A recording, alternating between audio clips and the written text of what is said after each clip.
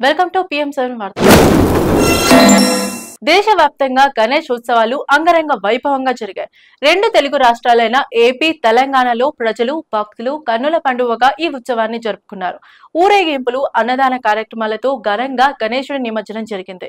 అయితే శుక్రవారం రాత్రి కర్ణాటకలోని హసన్ లో ఒక పెద్ద ప్రమాదం జరిగింది. గణేష్ విగ్రహ నిమజ్జనం సందర్భంగా ప్రజలు, భక్తులు ఫుల్ జోష్ లో ఉత్సవాన్ని జరుపుకుంటున్న సమయంలో ఒక కంటైనర్ అత్యంత వేగంతో వచ్చి ఊరేగింపులోకి దూసుకెళ్లిన సంఘటనలో 9 మంది అక్కడికక్కడే మరణించగా మరో 22 మంది తీవ్రంగా గాయపడ్డారు.